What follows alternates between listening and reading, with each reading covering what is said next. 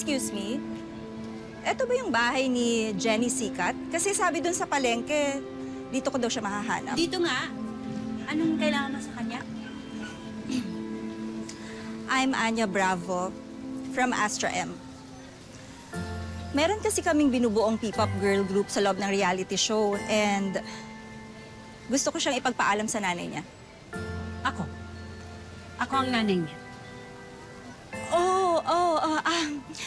Nice meeting you, Mrs. Sikat. Hindi na po ako magpapaligoy-ligoy pa, ano? Gusto ko kasing kunin si Jenny sa binubuo namin na reality show at kung suswertehin, mapapasama siya sa P-pop girl group ng Astra M. Alam niyo, naniniwala ako sa kakayanan ni Jenny talaga. Kaya nga, eto, personal akong pumunta dito para makausap kayo at maglatag ng offer para sa inyo. Lahat gagawin ko po para lang mapapayag kayo.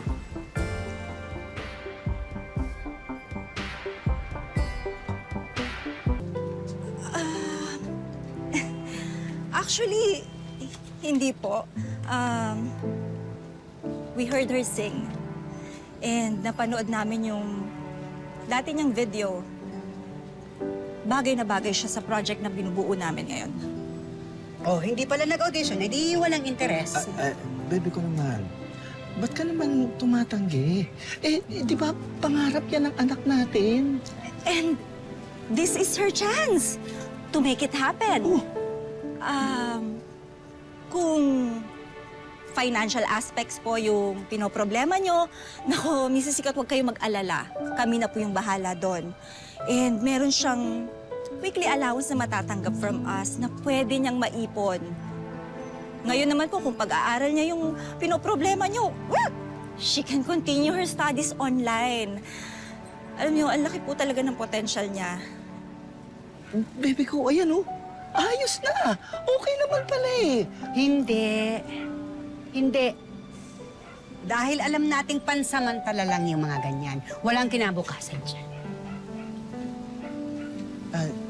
Pero, baby ko, baka naman pwede muna nating pag-isipan yung... Walang dapat pag-isipan dahil hindi nga.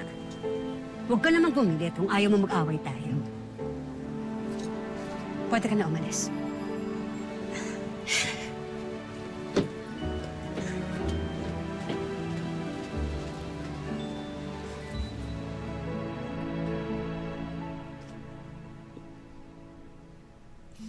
Babe, The one and only. finally, you're back. I missed you. I've missed you too. Umindi na nga ako eh. Kumontra ka pa? Ano ba? Parang hindi mo alam na ayokong pasukin ni Jenny yung pagkanta. Alam ko, pero nakita mo naman, di ba? Ang ganda ng pagkakataon. Oh, tapos maayos naman yung inaalok nila para kay Jenny. Bakit hindi? Dahil ayoko.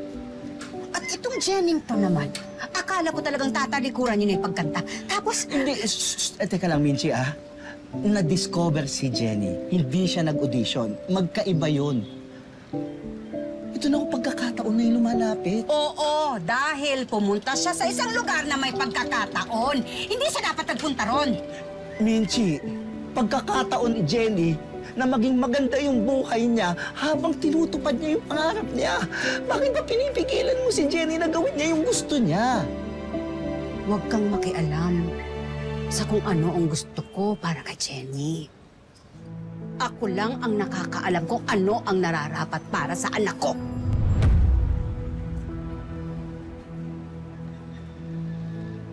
Oo nga, anak mo lang. Anak mo. Kaya sinusumbat mo sa akin na wala akong karapatan na makialam sa kahit anong desisyon kay Jenny kasi hindi ako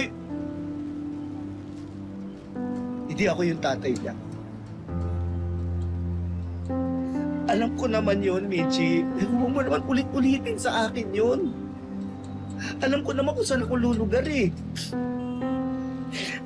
Pero din minsan, hindi ko inisip na hindi ko siya kadugo. Mahal na mahal ko yan si Jenny. Mahal na mahal ko yung anak ko.